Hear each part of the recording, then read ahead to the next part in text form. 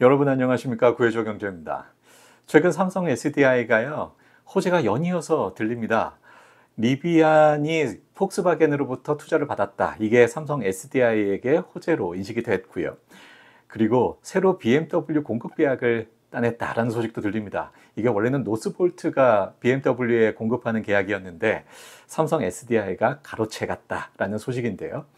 이 두 가지 연이은 호재가 결국 2차 전지 업황 개선의 신호탄인지 아니면 일시적인 이벤트인지 생각해 보고요. 2차 전지 전반에 대한 업황에 대해서도 생각을 해보려고 합니다. 그래야 삼성 SDI의 주가 방향까지 생각할 수 있으니까요. 네, 지금부터 시작하겠습니다. 네, 이 시간에 전해드릴 주요 내용 먼저 짚어볼게요. 첫 번째는 앞서서 잠깐 전해드린 호재에 대해서 그 의미를 짚어보는 내용 준비했습니다.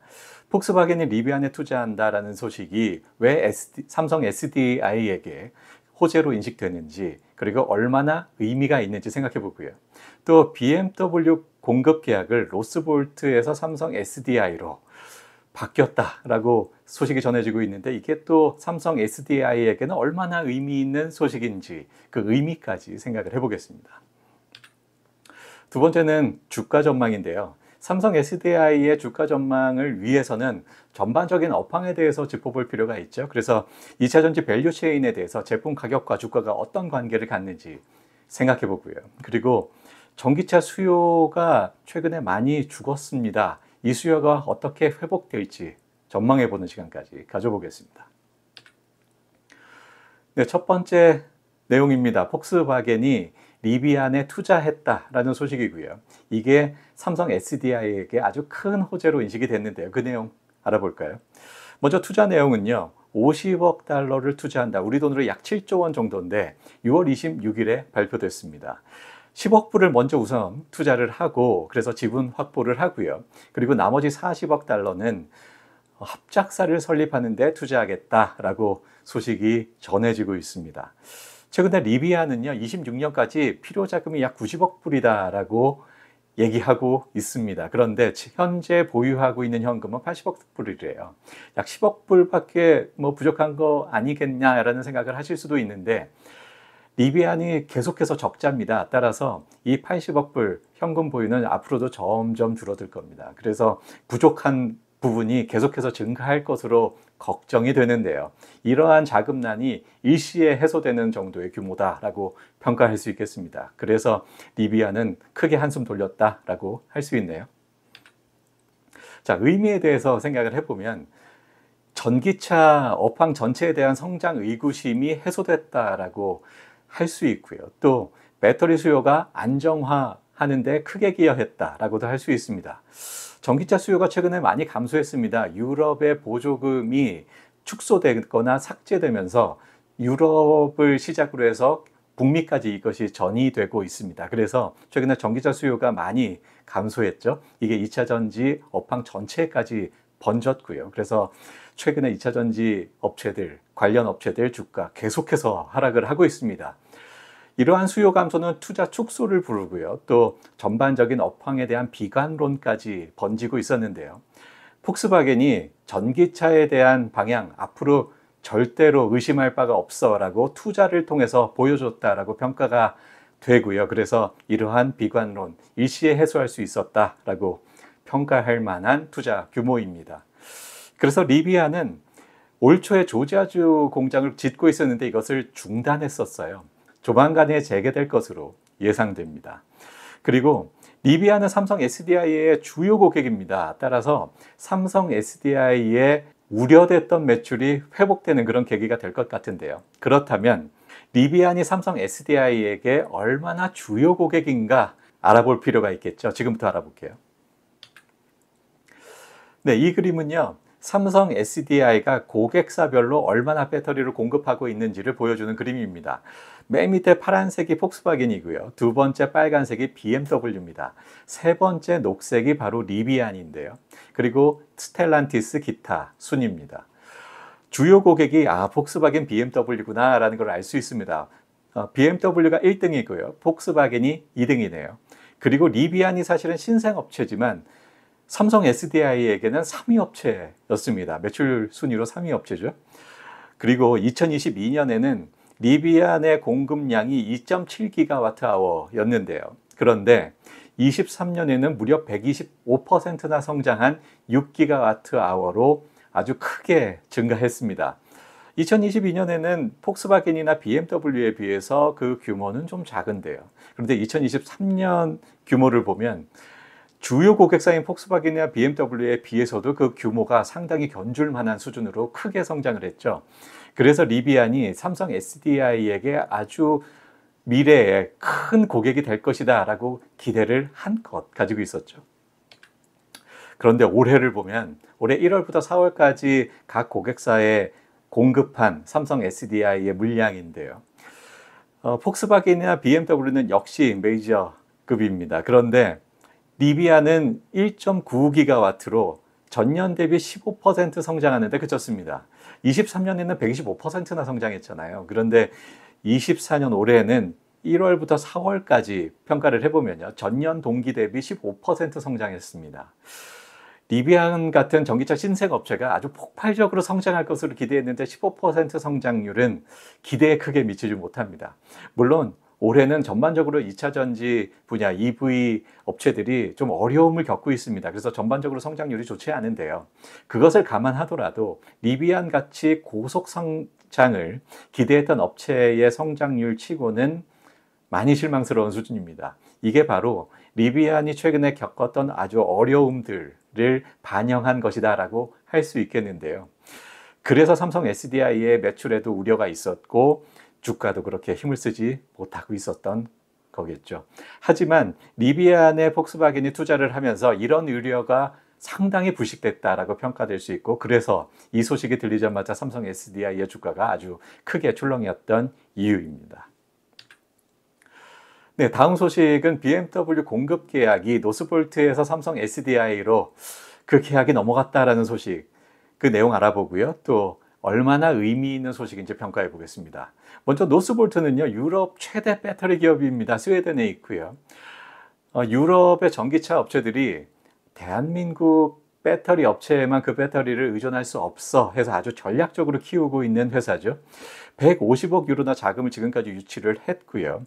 유럽 내 2차 전지 유일한 희망이다라고 해도 과언이 아닌 회사입니다. 그리고 이 20억 달러 배터리 공급 규모가 얼마나 의미 있는, 얼마나 규모가 되는 계약인지 한번 생각을 해볼게요. 그냥 20억 달러 하면 별로 감이 안 오니까요. 이 20억 달러는요, 최근에 셀 가격이 많이 내려왔습니다. 셀 가격이 한때는 뭐 킬로그램당 100불도 넘었었는데 지금은 킬로그램당 35불 정도예요. 그래서 최근에 셀 가격으로 이 계약을 체결했는지는 확인되어 있지 않습니다만 최근 가격 기준으로 해서 그 계약 규모를 평가를 해보면 킬로그램당 35불이니까 전체 20억 달러를 35불로 나누면 몇 킬로그램인지 나오죠. 총 중량이 나옵니다. 그리고 에너지 밀도를 생각해 보면 1.6kg을 들여야 1kWh의 배터리가 생산된다라고 평가됩니다. 따라서 이 1.6kg으로 전체 중량을 나눠보면 전체 배터리의 용량이 나오죠. 그렇게 해서 용량을 구해보면요. 배터리 360GWh의 규모다라고 할 수 있습니다. 계약 규모 총 20억 달러는 배터리로 환산하면 360GWh다라고 평가가 되는데요. 360기가가 또 배터리가 얼마나 되는지 잘 감이 안 와요. 이게 전기차 몇 대를 생산할 수 있는지 계산을 해볼까요? 테슬라 모델 Y가 대당 85kWh의 배터리가 적용됩니다.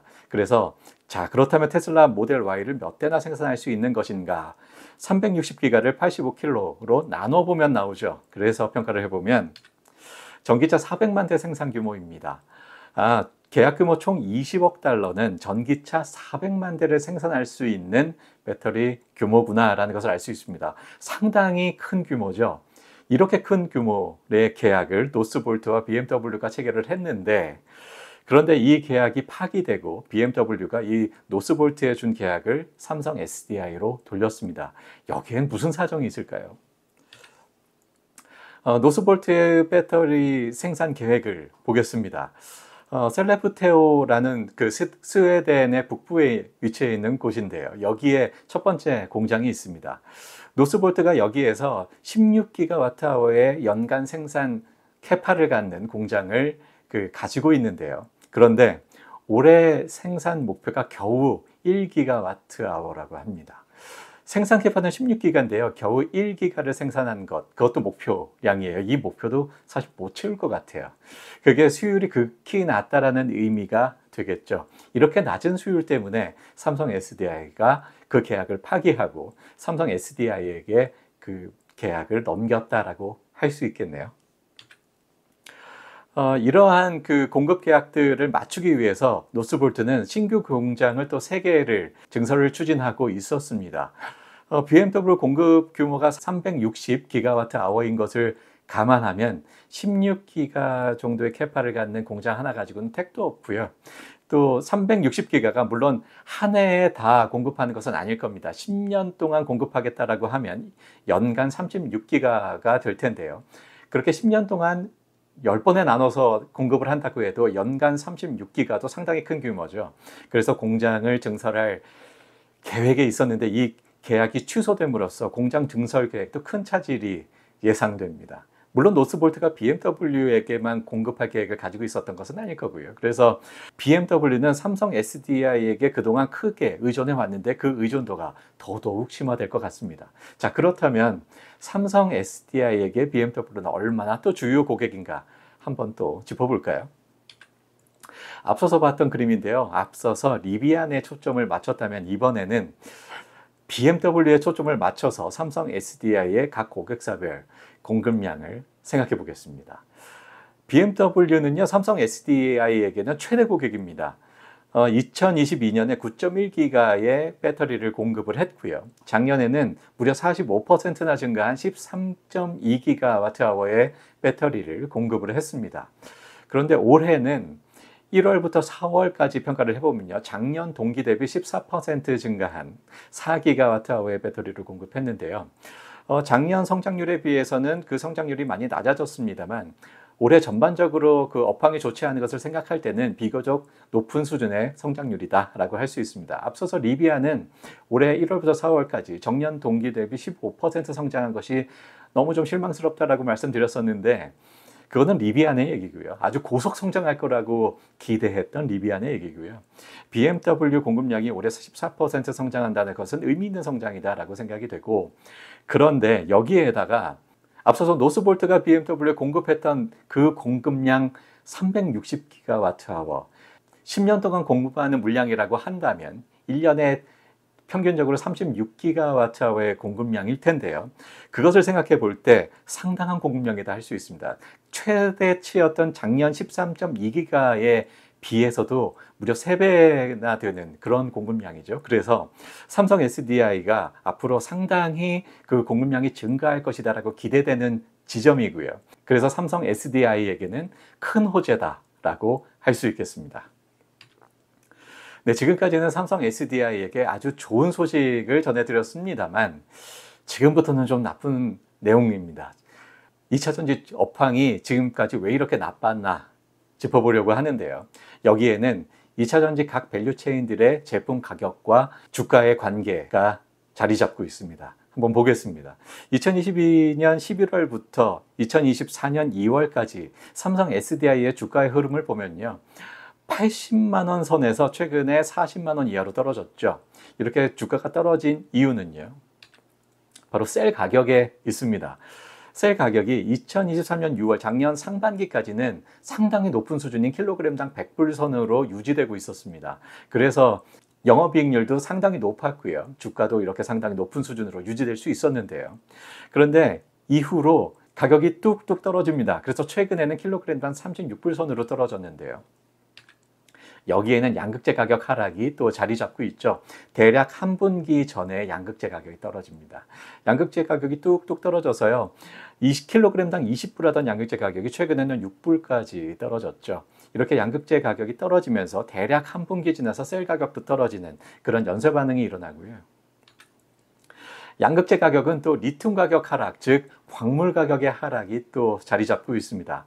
리튬, 즉 전반적으로 광물 가격이 떨어지면서 양극재 가격 떨어지고요. 셀 가격 떨어지고 2차전지 셀 업체들의 주가 동반해서 떨어진다라는 이런 상관관계가 보입니다. 따라서 그렇다면 리튬 가격, 즉 광물 가격이 앞으로 어떻게 될 것인가, 이게 굉장히 중요하죠. 그런데 이거는 2월까지 얘기고요. 최근에는 또 어떤 동향이 보이는지 한번 볼까요? 네, 최근에 삼성 SDI의 주가가 올 초 2월, 3월에 꽤 주가가 상당히 올랐습니다. 그런데 3월 말, 4월 초부터 다시 주가가 내리막입니다. 그래서 40만 원 이하로 또 내려왔죠. 이렇게 주가가 움직였던 이유는 앞서서 살펴본 바와 같이 리튬 가격의 상승 그리고 하락에 기인한다라고 할 수 있겠습니다.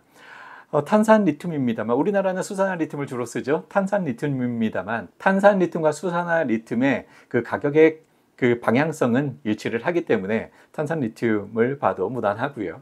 탄산 리튬이 올 초에 가격이 12불에서 킬로그램당 12불에서 4월달 5월 초까지 15불로 크게 상승합니다. 한 30% 정도 상승을 하죠.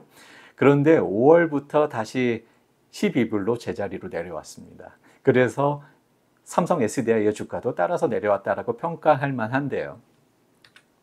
자, 이렇게 탄산 리튬의 가격이 올랐다가 내려온 이유는요.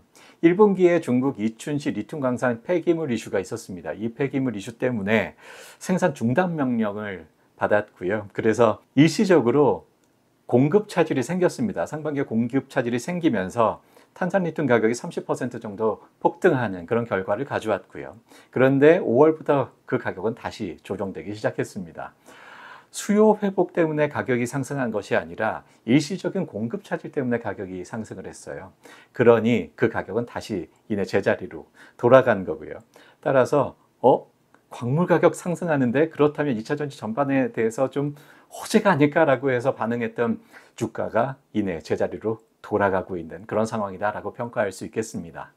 자, 그렇다면 나머지 양극재며 셀 가격은요.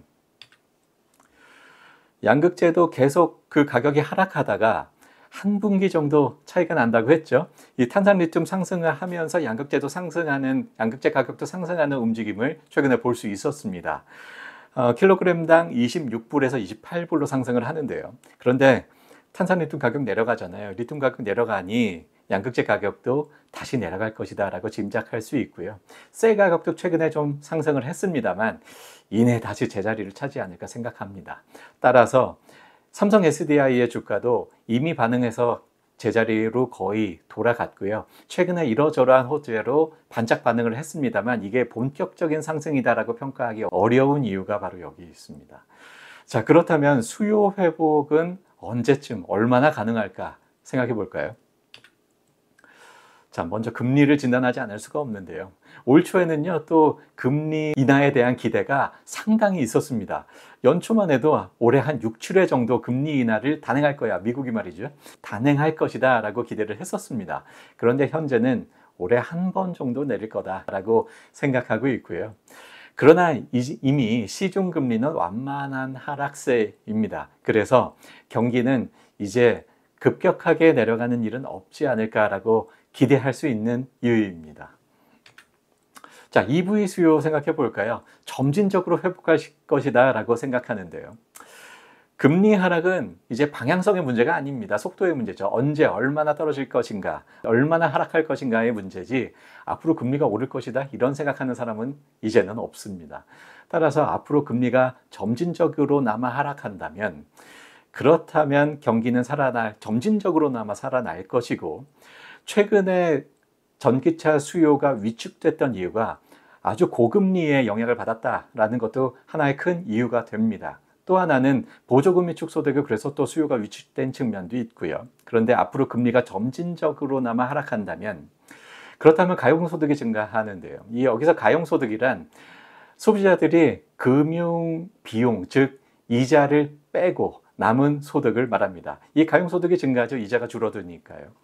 가용소득이 증가하면서 이제는 차도 사볼까라고 생각할 수 있을 거고요. 그리고 각 자동차 회사들이 금융 프로그램을 제공하고 있습니다. 현금 다 주고 차를 사면 얼마나 좋을까요? 하지만 주머니가 좀 얇잖아요. 그래서 각 OEM 자동차 회사들의 금융 프로그램들을 많이 이용하죠. 금리 내리면서 이 금융 프로그램에 대한 부담도 훨씬 덜하고요. 그래서 수요도 점진적으로나마 회복될 것이다 라고 기대할 수 있겠습니다. 그래서 연초에 아주 급격한 금리 인하, 그래서 아주 급격한 경기의 회복, 또 수요의 회복은 현재로서는 기대하기 어려우나 앞으로 점진적인 수요의 회복은 기대할 만하다. 그래서 2차전지 전반적인 업황은 이제는 바닥을 다지는 상황이다. 앞으로는 점진적인 상승도 기대해 볼 만하다라는 평가를 할 수 있겠습니다. 자, 정리를 해보면요. 메탈 가격이 다시 하락하고 있습니다. 그래서 2차전지 관련주의 반등은 좀 제한적이다라고 할 수 있는데요. 금리 인하가 기대되고요. 그래서 시중금리는 이미 하락세이기 때문에 현재의 경기, 수요는 바닥을 다지는 중이다라고 할 수 있습니다. 이런 플러스 마이너스 요인들이 2차전지 주가의 바닥을 다지는 요인이 될 거고요. 장기적으로는 앞으로 수요는 회복되고 좀 기대해 볼 만한 시기가 올해 하반기 중에서는 올지 않을까라고 기대합니다. 그렇다면 이렇게 호재가 연달아서 발생하고 있는 삼성 SDI는 그 누구보다도 빨리 달릴 수 있을 것이다 라고 기대하게 됩니다. 네, 여기까지 준비한 소식 다 전해드렸고요. 좀 도움이 되시나요? 여기까지 하겠습니다. 시청해 주셔서 감사합니다.